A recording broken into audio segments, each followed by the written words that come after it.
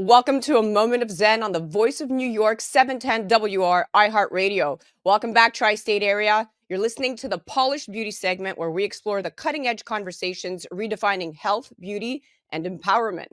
I'm your host, Zen Sams, here to guide you through a provocative discussion blending science, innovation, and the human experience. Today, we're diving into some of the most critical and often overlooked topics in women's health. Joining me are three trailblazing women reshaping the conversation around menopause, beauty, and wellness. First, Dr. Jessica Shepard, board-certified OBGYN, author of Generation M, Living Well in Perimenopause and Menopause, and a media personality inspiring millions to embrace the stages of life with grace and empowerment. Next, Lana Kerr, the visionary founder of CO2 Lift and Lumisque skincare, who's using medical-grade carboxytherapy to revolutionize skincare and vaginal health. And finally, Dr. Daisy Ayim, a triple board certified cosmetic surgeon and OBGYN, whose expertise bridges wellness, beauty, and health to create a holistic approach to women's care. We'll cover myths surrounding menopause, innovative skincare treatments, and even the mysterious condition known as frozen shoulder, often overlooked but deeply impactful. Buckle up because this is one conversation you don't want to miss. Welcome to the show, superstars. Hello. Hi everyone. So excited to have you on. I'm going to start with you, Dr. Jessica. So menopause, let's chat menopause and misconceptions. So menopause often carries the stigma, leaving many women to basically suffer in silence. And according to the North American Menopause Society, 75% of women experience symptoms like hot flashes and night sweats, yet fewer than 20% seek treatment. So Dr. Shepard, your book, Generation M, is a rallying cry for women to reclaim their health during this transformative phase. What inspired you to write this book, and how can it help dismantle the taboos surrounding menopause? You know, I think that my patients were the ones who finally were speaking in my head over and over years to really get the word out on what perimenopause and menopause is, because that's really a confusing time. And even though you mentioned the symptoms of hot flashes and night sweats, which are typically the most common, there are so many other symptoms. And I found that women were really trying to put the pieces of the puzzle together, and they really couldn't, or they would go to another doctor and they were kind of dismissed or not heard. So I really wanted to bring a really easy read for patients to be able to read, get some insight, but realize that menopause is not just about the pelvis and ovaries and estrogen. It's a whole body experience and transformation. And so once you realize really the impact on your entire body and mind, I think that people have an easier time going through that transition. And that's what I want them to do, because this is going to be that new chapter of your life. So I want them to be overjoyed about it rather than dreading that new chapter. That's so empowering to hear a perspective that actually normalizes this experience, but also offers real solutions. Yeah. And I imagine many readers will feel seen and supported through this book. I know that on our panel, Dr. Daisy and both Lana have your book and always speak your praises. So congratulations on putting that together. I'm sure it was a labor of love, if you will. It was a labor of many paper cuts. Yes. Oh boy, yes. Lana, CO2 Lift vaginal treatment. Let's talk about that. So your treatment is a game changer, especially in an era where women are taking control of their intimate health. 2021 study in the Journal of Women's Health found that nearly 50% of postmenopausal women report symptoms of vaginal dryness or discomfort, yet many don't realize there's an effective, non-invasive treatment actually available. Can you explain how the CO2 Lift vaginal vulva treatment works, and why is it such a breakthrough for vaginal health? I think that there are three things that we kind of focus on with the CO2 lift. You're talking about blood flow, because the clitoris needs blood flow, the tissue, the thinning tissue, as well as pH. And just to show the power of the CO2 lift carboxy, it can close a non-healing diabetic ulcer in 8 days. And you think about a diabetic, what are the issues? Circulation, so blood flow, and then regeneration of tissue. So CO2 lift, mix it together, creates CO2 gas, which tricks the body into like pushing oxygen-rich blood to the area. So it's going to address those things for a woman in a painless way, immediate, and from the privacy of their homes. Well, it's incredible how science is catching up to meet the needs of women in such a personal and impactful way. And I can see that this has become a must-have treatment for women at any stage of their life. And Lana, you have done something very proprietary, and I love that you used your own perimenopausal and menopausal experience to cater and craft this for women out there. You're doing a real service because your product is simple and very effective. And I love that it's clinically researched and clinically verified. Now I'm going to pivot to Dr. Daisy. We're going to talk about myths of perimenopause. So Dr. Daisy, as someone who bridges that gap between cosmetic surgery and OBGYN care, you have a quite unique vantage point on the misconceptions women face during perimenopause. One of the biggest myths is that this phase is purely hormonal, when it also impacts mental health, sleep, and even relationships. So what are the most common myths you've encountered, and how do you help your patients navigate this complex journey? Yeah, the most common myth is that perimenopause happen in your early 50s. As we know, it can start as your late 30s and early 40s. Myth number two, the most common symptom is hot flashes. While hot flashes everywhere, actually the other symptoms are more prevalent, as we've already mentioned, Dr. Jessica mentioned. Sleep disturbance is a big one. Irregular period is actually the most common one because that's what signifies that you're in perimenopause. Mood changes, brain fog, that also happen. Another myth is that hormonal therapy is unsafe. While education is needed on that, it's not unsafe. It can be very beneficial to the patient. So consulting your physician or your gynecologist or healthcare provider to really navigate that space with you is very important. Another myth is that in perimenopause, fertility is gone. Well, it's not completely gone. It might be slower than before, but it doesn't completely disappear. So pregnancy can still happen. So it's not as common as in your 20s, but you still can. Those are some of the common myths that I've seen here in my practice. And the way I go about approaching to my patient is really just listen to her story and help her navigate that path so that she doesn't feel like this is just unusual. It's very common. A lot of women are experiencing it and they're not really talking about it except now, which I really like that a lot.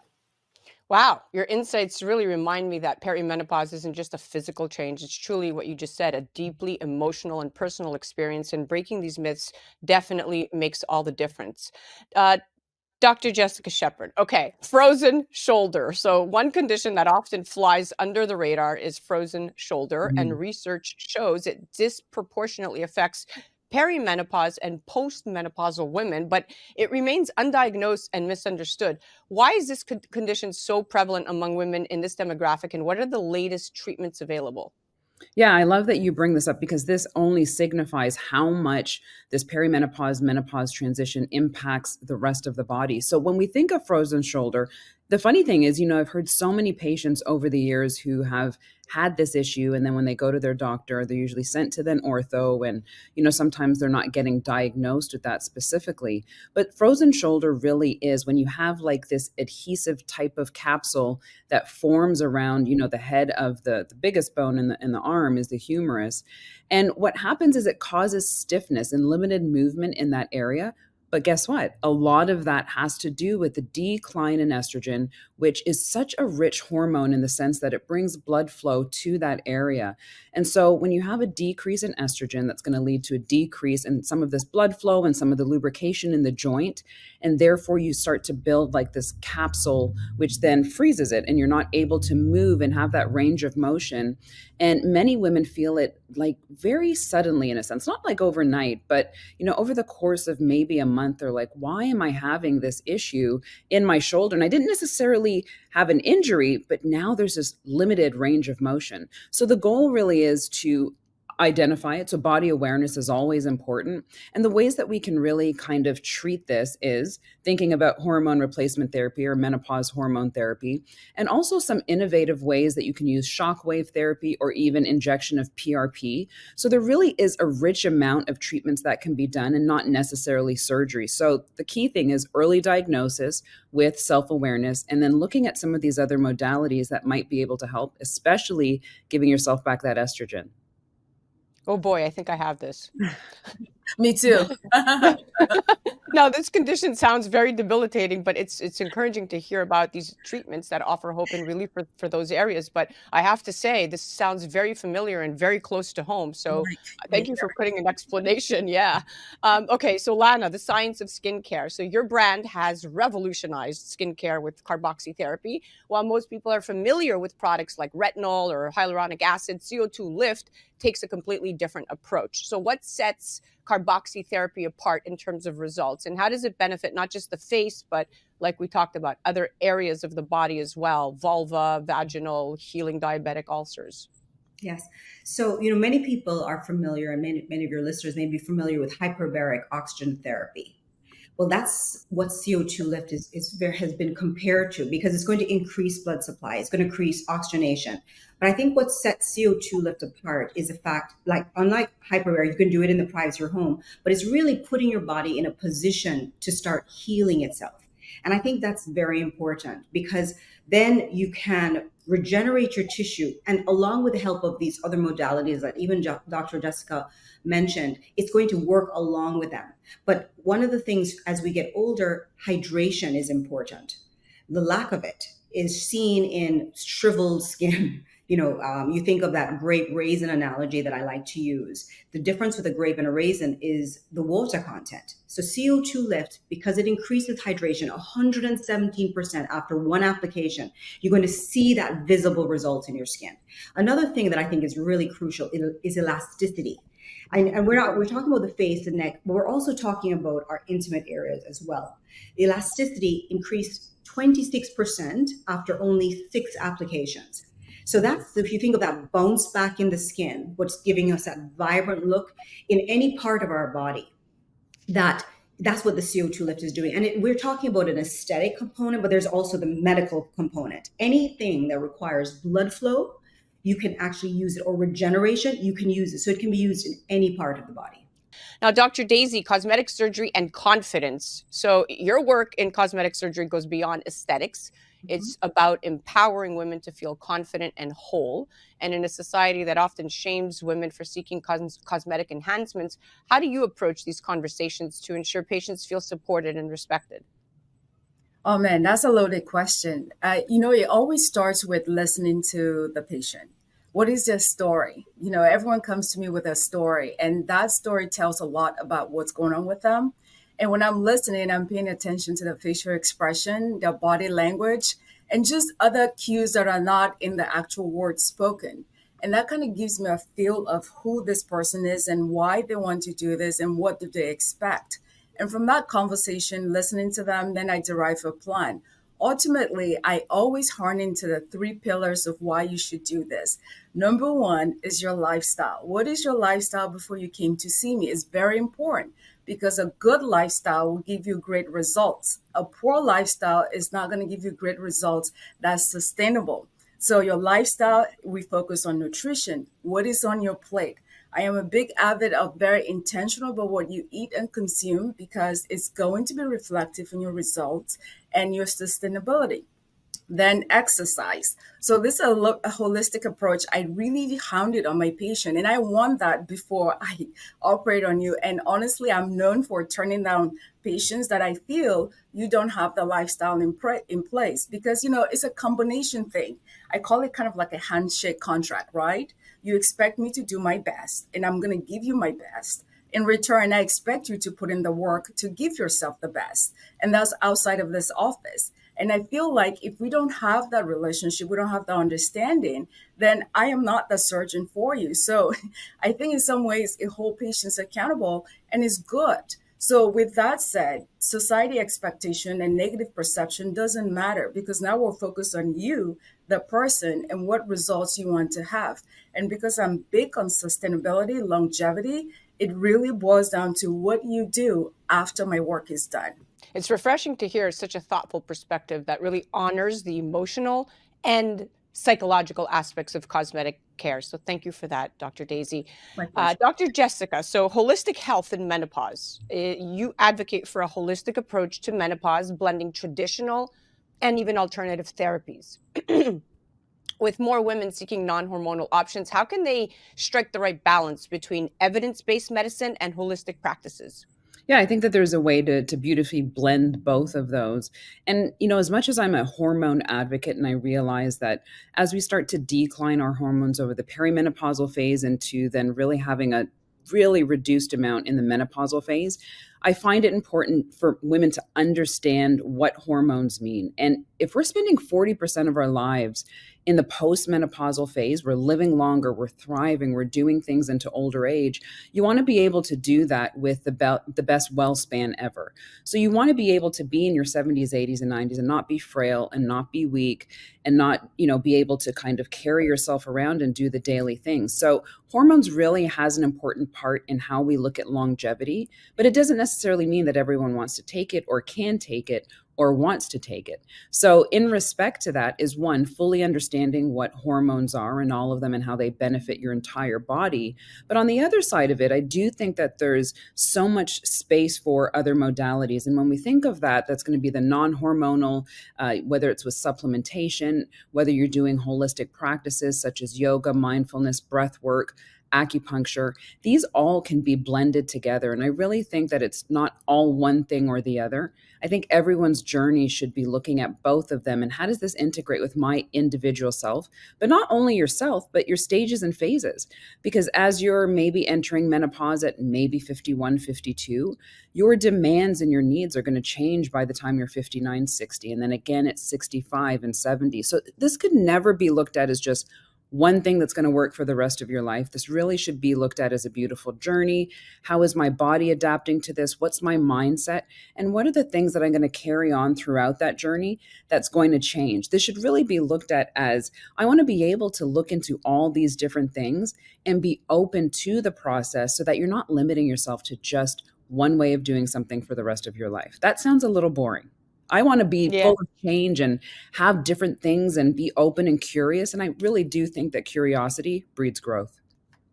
Wow, that's great advice. It's a reminder that every woman's journey is unique, and having access to diverse options is key to making informed choices. And having access to providers like yourself makes all the difference. I know that you're rallying on social media and educating women one day at a time, and it doesn't go unnoticed. Thank you. Lana, let's talk empowerment through intimate health. So, intimate health is still a sensitive topic for many, yet your work with CO2 Lift is empowering women to prioritize themselves, piggybacking on off what Dr. Jessica just said. What feedback have you received from patients or clients that highlights the emotional impact of your treatment?